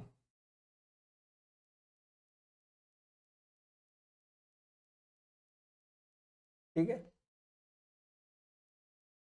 तो दो कंसेप्ट होते हैं, ठीक है, यहाँ पर से जो जो भी वैक्यूल वगैरह के फॉर्म में या फिर जो भी स्ट्रक्चर के फॉर्म में, वेसिकल्स के फॉर्म में यहाँ से जा रहा होगा, ठीक है, स्ट्रक्चर प्रोटीन वगैरह बन के गोल्जी अपैरेटस की तरफ जा रहा है, क्योंकि फंक्शन तो इनका कोऑर्डिनेटेड वे में होता है, ठीक है। तो ये वाला फेस जहाँ पर वो एंडोप्लाज्मिक रेटिकुलम से एक्सेप्ट कर रहा है, ठीक है, या फिर जो एंडोप्लाज्मिक रेटिकुलम की साइड आपको दिख रहा है, ठीक है, उसको बोलेंगे आप लोग क्या, सिस फेस, या फिर इसी को बोल सकते हैं फॉर्मिंग फेस, ठीक है।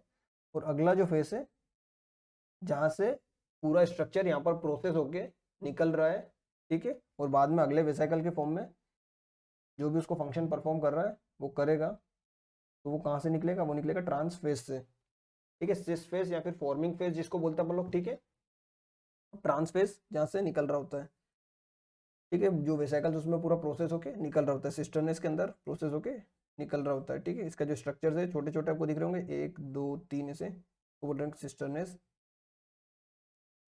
ठीक है, इतना कंसेप्ट समझ में आया। जो गोल्जी अपैरेटस होता है बेसिकली उसका काम क्या होता है, सिंपल सा है, एक लाइन में बताता हूं मैं आपको, पैकेजिंग ऑफ सब्सटेंसेस, चाहे वो लिपिड हो चाहे प्रोटीन हो, ठीक है, चाहे वो लिपिड हो चाहे वो प्रोटीन हो, वो उसकी जो पैकेजिंग होगी, ठीक है, या फिर उसको जो बोलना चाहिए फाइनल टच देगा, ठीक है, इनिशियली सिंथेसाइज वगैरह तो हो गया RER में, ACR वगैरह में, ठीक है, उसके बाद में जो उसको फाइनल टच देना है, ठीक है, उसको जो फाइनल टच देना है, जो भी उस पर शेप वगैरह चेंज करेगा, जैसे भी उसको करेगा, ठीक है, जो फाइनल टच देगा या पैकेजिंग करेगा, ठीक है, क्योंकि वहां से तो रॉ मटेरियल पूरा बन के आ गया, अगर प्रोटीन बन के आ गया तो उसको पैकेज वगैरह का काम करने का काम कौन करेगा, गोल्जी अपैरेटस, ठीक है। तो पैकेजिंग ऑफ सब्सटेंसेस का काम हो, चाहे लिपिड हो चाहे प्रोटीन हो, सिंपल सा, सिर्फ एक सिंगल लाइन में याद रखना। ठीक है, अपन लोग एनसीईआरटी की बात करते हैं। यहाँ पर ये पूछा हुआ क्वेश्चन है कि कैमिलो गोल्जी, इसका जो साइंटिस्ट था जिसने इसको सबसे पहले देखा था, उसने सबसे पहले ऑब्जर्व किया कि एक डेंसली स्ट्रैंड रेटिकुलर स्ट्रक्चर है नियर दी न्यूक्लियस, क्योंकि ये भी एक मेशवर्क नेटवर्क लाइक या मेश फॉर्मेशन का कर रहा है, तो न्यूक्लियस के पास में स्ट्रक्चर होता है जो कि डेंसली स्ट्रैंड होता है। ठीक है, क्वेश्चन पूछा हुआ क्वेश्चन है कि densely strand structure near the nucleus, तो लोगों को लगता है, ठीक है, जो रेटिकुलम लाइक है तो वहां पर एंडोप्लाज्मिक रेटिकुलम लगा के आ जाता है, ठीक, लेकिन वो गोल्जी apparatus है। ठीक है, तो यहाँ पर ध्यान देना है। These were later named as the Golgi bodies after him. They consist of many flat disc shaped, ठीक है, डिस्क शेप यानी डिस्क की शेप जैसे स्ट्रक्चर है, सेक्स जिसको बोलेंगे, या फिर सिस्टर्नेज ऑफ 0.5 to 1 माइक्रोमीटर के डायमीटर के सिस्टर्नेज वहां पर प्रेजेंट होंगे। These are stacked parallel to each other, एक दूसरे से पैरेलल आपको दिख रहे होंगे, 1 2 3 4 ऐसे दिख रहे होंगे आपको। ठीक है, एक दूसरे से पैरेलली अटैच्ड है। ठीक है, varied number of cisternae are present in Golgi apparatus, ये क्वेश्चन भी पूछा हुआ क्वेश्चन में। ठीक है, कि गोल्जी apparatus में कैसे होते हैं, वेरिड नंबर होते हैं। ठीक है, ऐसा नहीं होगा कि एक गोल्जी apparatus में 2 है तो अगले में भी 2 सिस्टर्नेज होंगे, ऐसा जरूरी नहीं है। ठीक है, किसी में 2, किसी में 4, किसी में 6, किसी में, ठीक है, तो ऐसे वेरी नंबर कर सकते हैं सिस्टर्नेज के। The Golgi cisternae are concentrically arranged near the nucleus with the distinct convex या फिर सिस, ठीक है, कॉन्वेक्स या फिर सिस जिसको बोलेंगे, या फॉर्मिंग फेज जिसको बोलेंगे, वो बनाएगा किसके अराउंड, न्यूक्लियस के पास में या फिर एंडोप्लाज्मिक रेटिकुलम के पास में। इन कॉनकेव या फिर ट्रांस, देखो ऐसे ये दिख रहा होगा आपको। ठीक है, एक वेसिकल आया, फिर वो आया, फिर वो इससे अटैच हो गया। ठीक है, ये सिस्टर्नेज ऐसे बने हुए हैं। ठीक है, अगर इसको देखें अपन लोग तो ये सिस्टर्नेज ऐसे कनेक्टेड है, और यहाँ से फिर फर्दर वेसिकल निकल जाता है। तो ये कॉन्वेक्स सरफेस हो गई, ये कॉनकेव सरफेस हो गई। तो जो कॉन्वेक्स है उसको सिस फेस बोल देते हैं या फिर फॉर्मिंग फेस बोल देंगे। जो ट्रांस फेस है उसी को कॉनकेव फेस, ट्रांस फेस या फिर मैच्योरिंग फेस भी बोल सकते हैं। ठीक है, क्योंकि जो भी सब्सटेंस यहाँ पर पैकेज होने के लिए आ रहा होगा वो यहाँ पर इमेच्योर रह रहा होगा और यहाँ पर आके पूरा मैच्योर होके निकल जाता है। ठीक है, पूरी तरीके से पैकेज होके निकल जाता है, मैच्योर सब्सटेंस बन के निकलता है। Cis and trans faces of organelles are entirely different, obvious सी बात है, बट इंटरकनेक्टेड। ठीक है, दोनों के दोनों एंटायरली डिफरेंट है लेकिन आपस में कनेक्टेड है। ठीक है, तो Golgi apparatus principally performs the function of packaging material. ठीक है, पैकेजिंग ऑफ मटेरियल का काम करने का काम करता है, to be delivered either to the intracellular targets और सीक्रेटेड आउटसाइड दी सेल्स। ठीक है, हो सकता है जो भी सब्सटेंस वो बना रहा है, जो भी प्रोटीन या लिपिड या जो भी स्ट्रक्चर वो बना रहा है, हो सकता है वो उस सेल के अंदर ही सिंथेसाइज होने का काम कर रहा है। अगर सपोज करो कुछ एंजाइम है, ठीक है, अगर सपोज करते हैं कुछ एंजाइम है तो वो सेल्स के अंदर ही यूज होगा। ठीक है, वो सेल्स के अंदर ही यूज होगा, गोल्जी apparatus बना रहा है, लेकिन हो सकता है कुछ और स्ट्रक्चर है जो कि उसको सेल्स के बाहर पहुंचाना है। ठीक है, तो वो सेल्स के बाहर पहुंचाएगा, जो भी प्रोटीन वो रिलीज कर रहा होगा, जो भी हार्मोन या जो भी XYZ जो भी स्ट्रक्चर है जो उसको सेल्स के बाहर पहुंचाना है, तो चाहे वो सेल्स के अंदर हो चाहे वो सेल्स के बाहर हो, एक बार अगर वो उधर से एंडोमेम्ब्रेन सिस्टम से बन के आया तो वो गोल्जी apparatus के साथ आएगा ही। ठीक है, एंडोप्लाज्मिक रेटिकुलम से बन के आया तो वो इसके पास आएगा ही। Material to be packaged in the form of vesicles from the ER fuses with the cis face. ठीक है, जो भी मटेरियल ईआर में बन रहा है वो वेसिकल्स के फॉर्म में सिस फेस की तरफ जाता है of the Golgi apparatus and move towards the maturing phase. ठीक है, this explains why the Golgi apparatus remains in the close association with the endoplasmic reticulum. ठीक है, इसी की वजह से इससे समझ में आता है कि वो ER के पास में क्यों होता है। Number of proteins synthesized by the ribosomes on the ER are modified in the cisternae of the Golgi apparatus before they are released from its trans phase. Simple सा कंसेप्ट है कि जितना भी प्रोटीन वगैरह स्ट्रक्चर बनेगा वो यहाँ पर आएगा, पैकेज होगा, आगे जाएगा, इस फेस से आएगा, ट्रांस फेस से निकलेगा, कॉन्वेक्स फेस से आएगा, कॉनकेव फेस से निकलेगा, फॉर्मिंग फेज से आएगा, मैच्योरिंग फेज से निकल जाएगा, वेसिकल्स के फॉर्म में आता है, वेसिकल्स के फॉर्म में ही चले जाता है। ठीक है, वेसिकल्स मतलब सिंपल स्फेरिकल स्ट्रक्चर होगा जिसके अंदर कुछ भी मटेरियल या सब्सटेंस फिल्ड होता है। ठीक है, Golgi apparatus is important site of formation of glycoproteins and glycolipids. ठीक है, ग्लाइकोप्रोटीन और ग्लाइकोलिपिड्स का फॉर्मेशन के लिए एक इंपॉर्टेंट साइट होगा। ठीक है, ग्लाइकोप्रोटीन्स और ग्लाइकोलिपिड्स यानी ग्लाइकोसाइलेशन और ग्लाइकोसाइडेशन। ठीक है, ग्लाइको मतलब ग्लूकोज यानी कार्बोहाइड्रेट, तो कार्बोहाइड्रेट और लिपिड के कॉम्बिनेशन को ग्लाइकोलिपिड बोल देते हैं और कार्बोहाइड्रेट और प्रोटीन के कॉम्बिनेशन को ग्लाइकोप्रोटीन बोल देते हैं। ठीक है, ठीक है, इतना कंसेप्ट समझ में आया। तो ये गोल्जी apparatus खत्म होता है। एंडोमेम्ब्रेन का जो अगला स्ट्रक्चर है उसका नाम है लाइसोसोम। ठीक है, देखो जितना भी कचरा है डिस्ट्रॉय करने का काम लाइसोसोम का। सिंपल सा एक सिंपल वर्ड में आपको जवाब अगर लेना है तो जितना भी कचरा है या जितना भी वेस्ट मटेरियल है जो भी डिस्ट्रॉय करना है, ठीक है, चाहे वो उसको डिस्ट्रॉय करना है चाहे सेल के बाहर फेंकना है, जो भी करना है काम करेगा कौन? लाइसोसोम। क्यों करेगा भैया लाइसोसोम ऐसा? क्योंकि लाइसोसोम भैया मेम्ब्रेन बाउंड ऑर्गेनेल होता है, अपने को पता है, ठीक है। एक सेल है, एक न्यूक्लियस है, उसके अंदर ऐसा स्फेरिकल स्ट्रक्चर होगा लाइसोसोम, ठीक है, तो न्यूक्लियस हो गया। अगर इसको जूम करेंगे अपन लोग तो ऐसे बहुत सारे स्ट्रक्चर होगा जिसके अंदर क्या प्रेजेंट होंगे? जिसके अंदर हाइड्रोलिटिक एंजाइम प्रेजेंट होंगे, ठीक है, हाइड्रोलाइटिक एंजाइम प्रेजेंट होंगे, ठीक है, जिसमें क्या प्रेजेंट होंगे? हाइड्रोलाइटिक एंजाइम्स प्रेजेंट होंगे जो कि एसिडिक पीएच पर होंगे। तो पीएच कैसा होगा? एसिडिक पीएच होगा, यानी कि <7। ठीक है, एसिडिक पीएच होगा, हाइड्रोलाइटिक एंजाइम्स होंगे। हाइड्रोलाइटिक एंजाइम मतलब जो कि वाटर की प्रेजेंस में सब्सटेंसेस को ब्रेक करे, चाहे वो लाइपेज मतलब जो कि लिपिड्स को ब्रेक करेगा, प्रोटीएज मतलब प्रोटीन्स को ब्रेक करेगा, कार्बोहाइड्रेजेस मतलब जो कि कार्बोहाइड्रेट्स को ब्रेक करेगा, ठीक है। तो सारे सब्सटेंसेस को ब्रेक करने का, क्योंकि देखो बेसिक 3 चीजें हैं जिससे बॉडी मिलकर बनी होती है, बॉडी के जो भी सब्सटेंसेस है उससे मिलकर बनी होती है, चाहे वो प्रोटीन हो, चाहे वो लिपिड हो, चाहे कार्बोहाइड्रेट हो। तो तीनों के डाइजेस्टिव एंजाइम्स या फिर हाइड्रोलाइटिक एंजाइम्स बोलना चाहिए, उनके उसके किसके अंदर प्रेजेंट होते हैं? लाइसोजाइम के अंदर प्रेजेंट होते हैं, लाइसोसोम के अंदर प्रेजेंट होते हैं, ठीक है। आया कंसेप्ट समझ में इतना? तो these are the membrane bound vesicular structures.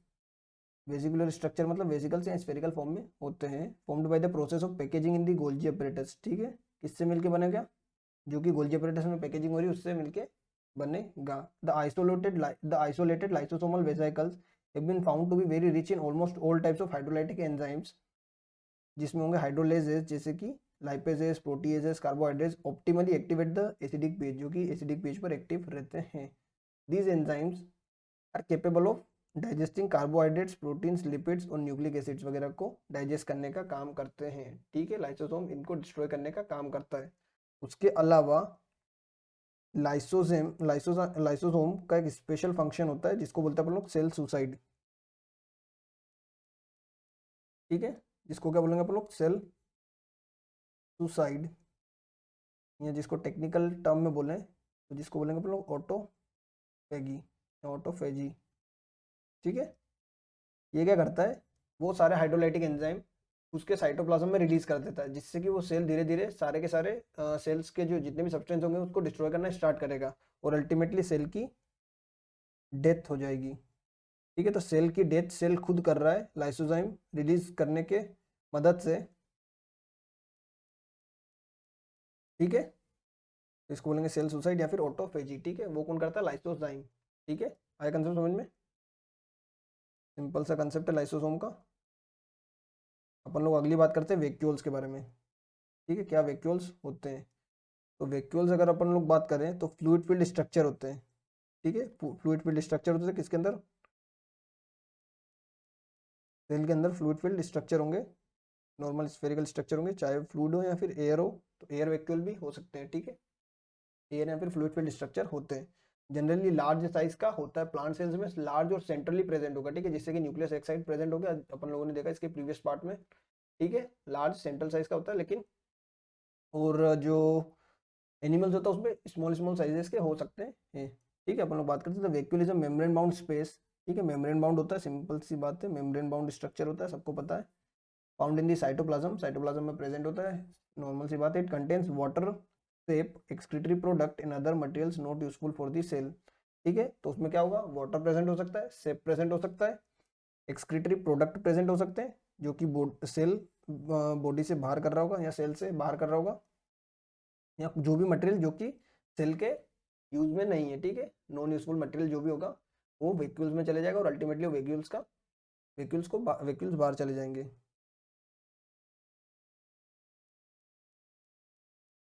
ठीक है। The vacuole is bound by single membrane called as a tonoplast, ठीक है। तो ये क्वेश्चन पूछा हुआ है और ये बात ध्यान रखना काफी अच्छे से, जो वैक्यूल की मेम्ब्रेन होती है उसको बोलते हैं क्या? टोनोप्लास्ट, ठीक है। एक सिंगल मेम्ब्रेन होती है जिसको बोलते हैं अपन लोग क्या? टोनोप्लास्ट। जब आप लोग ये ऑस्मोसिस वाला पोर्शन पढ़ोगे तो वहाँ पर ये वापस से आएगा वर्ड, तो कंफ्यूज मत होना। Tonoplast is the membrane of vacuole, ठीक है, वैक्यूल की मेम्ब्रेन होती है tonoplast. In the plant cells the vacuole can occupy up to 90% of the volume of the cell, ठीक है। क्यों? क्योंकि एक प्लांट सेल है, एक प्लांट सेल है, यहाँ पर न्यूक्लियस तो इतना सबको दिख रहा होगा, लेकिन वैक्यूल बड़ा सा दिख रहा होगा, जो कि मेन पूरी की पूरी प्लांट सेल के स्ट्रक्चर, पूरा जो मेन पार्ट होगा सेल का, प्लांट सेल का, उसको उसका स्पेस ऑक्यूपाई करने का काम करेगा, और अप टू 90%, जो कि बहुत ज़्यादा परसेंटेज होता है, ठीक है। उसमें वाटर या फिर सेप वगैरह प्रेजेंट होता है generally. In the plants the tonoplast facilitates the transport of number of ions and other materials against the concentration gradient into the vacuole, ठीक है। अगेंस्ट द कंसंट्रेशन ग्रेडियंट, यहाँ पर आयंस वगैरह मूव कर जाते हैं, ठीक है, जिसका कंसंट्रेशन काफ़ी ज़्यादा हाई हो जाता है, जिस वजह से, ठीक है, प्लांट्स के अंदर की बात कर रहे हैं। Again the concentration gradient, hence the there concentration is significantly higher in the vacuole than in the cytoplasm, ठीक है। तो साइटोप्लाज्म से उनका कंसंट्रेशन हाई हो जाता है, फिर वैक्यूल का कंसंट्रेशन जनरली हाई हो जाता है। इन दी अमीबा, प्लांट्स और एनिमल्स की तो बात हो गई। अमीबा, अमीबा में कॉन्ट्रेक्टाइल वैक्यूल्स होंगे, ठीक है। कॉन्ट्रेक्टाइल वैक्यूल का मतलब क्या हुआ? Is important for the osmo regulation and excretion. अब देखो अमीबा यूनिसेल्युलर ऑर्गेनिज्म, ठीक है, अब उसके पास किडनी तो होने से रही अपने जैसी, ठीक है, तो उसको करना ऑस्मो रेगुलेशन। ऑस्मो रेगुलेशन मतलब, नॉर्मल लैंग्वेज में अगर बोलूँ, ऑस्मो रेगुलेशन मतलब फ्लूइड और आयन का बैलेंस, ठीक है, फ्लूइड और आयन का बैलेंस, ऑस्मो रेगुलेशन, ठीक है। या फिर एक्सक्रीशन मतलब जो भी वेस्ट मटेरियल होगा उसको एक्सक्रीट आउट करने का सिंथेसिस, ठीक है। तो कॉन्ट्रेक्टाइल होगा, ठीक है, तो उसकी वजह से अमीबा के अंदर कॉन्ट्रेक्टाइल वैक्यूल होता है, जिसकी वजह से वो ऑस्मो रेगुलेट करता है, फिर एक्सक्रीशन करने का काम करता है, ठीक है। उसके अलावा बहुत सारे सेल्स होते हैं जैसे कि प्रोटिस्टा, जिसमें फूड वैक्यूल्स होगा, ठीक है, इसमें रिजर्व फूड मटेरियल के फॉर्म में स्टोर रहेगा, are formed by the engulfing of the food particles, ठीक है। फूड पार्टिकल्स वगैरह होगा तो वहाँ पर रिजर्व फूड मटेरियल के फॉर्म में होगा, ठीक है। जैसे अपन लोग ने पढ़ा था कब, प्रोकैरियोटिक सेल्स में पढ़ा था कि इंक्लूजन बॉडीज वगैरह होती है जिसमें रिजर्व फूड मटेरियल होता है। सेम वैसे समझ लो कि जो लोअर एनिमल्स होंगे, जो लोअर ऑर्गेनिजम्स होंगे जैसे प्रोटिस्ट वगैरह, उसमें फूड वैक्यूल वगैरह प्रेजेंट होते हैं। उसके अलावा गैस वैक्यूल्स वगैरह भी प्रेजेंट हो सकते हैं किसी किसी ऑर्गेनिजम्स के अंदर, ठीक है। नॉर्मल से स्ट्रक्चर है, 4 स्ट्रक्चर है एंडोमेम्ब्रेन सिस्टम के अंदर। पहला ईआर, ईआर के 2 टाइप है, रफ ईआर और स्मूथ ईआर। दोनों का फंक्शन क्या? Protein synthesis. स्मूथ ईआर का फंक्शन क्या? स्टीरॉयडल हार्मोन्स वगैरह का या फिर लिपिड का सिंथेसिस करना। उसके बाद आता है गोल्जी apparatus। गोल्जी apparatus का काम क्या है? पैकेजिंग ऑफ मटेरियल, ठीक है, ग्लाइकोप्रोटीन और ग्लाइको लिपिड वगैरह का सिंथेसिस करने का काम करता है, ठीक है। एक को ग्लाइकोसाइलेशन बोलते हैं, एक को ग्लाइकोसाइडेशन बोलते हैं, ठीक है। नॉर्मल कंसेप्ट समझ में आया? उसके बाद में अपन लोगों ने पढ़ा लाइसोसोम। लाइसोसोम में सारे हाइड्रोलाइटिक एंजाइम्स वगैरह होंगे जो कि बहुत सारे स्ट्रक्चर्स वगैरह को या फिर प्रोटीन, लिपिड्स या कार्बोहाइड्रेट्स वगैरह को डाइजेस्ट करने का काम कर रहे हैं, ठीक है। उसके अलावा वहाँ पर एक स्पेशल फंक्शन भी परफॉर्म करता है, कौन? लाइसोसोम, जिसको बोलते हैं अपन लोग क्या? सेल ऑटोफेजी या फिर सेल सुसाइड, ठीक है, जो कि सेल डेथ में हेल्प करता है, ठीक है। बहुत सी बार कुछ एब्नॉर्मल सेल्स हो जाते हैं बॉडी के अंदर जिसको डिस्ट्रॉय करना काफी जरूरी हो जाता है, ठीक है, तो वो डिस्ट्रॉय करने का काम करता है कौन? लाइसोसोम, ठीक है। उसके बाद में अपन ने लास्ट स्ट्रक्चर पढ़ा जिसका नाम है क्या? वैक्यूल, ठीक है। वैक्यूल में क्या था? बेसिकली प्लांट सेल्स वगैरह में प्रेजेंट होता है, 90% ऑफ द स्पेस उसकी कंट्रोल करके करता है। उसकी जो मेम्ब्रेन है वो टोनोप्लास्ट है, उसका कंसंट्रेशन ज्यादा होता है। लोअर एनिमल जैसे अमीबा जिसमें कॉन्ट्रेक्टाइल वैक्यूल वगैरह प्रेजेंट होगा, जो कि फंक्शन करेगा ऑस्मो रेगुलेशन और एक्सक्रीशन का। उसके अलावा कुछ प्रोटिस्ट होते हैं जिसमें फूड वैक्यूल भी हो सकता है, ठीक है। तो thank you so much students, इसी के साथ अपना जो एंडो मेम्ब्रेन वाला पोर्शन है इसी चैप्टर का खत्म होता है।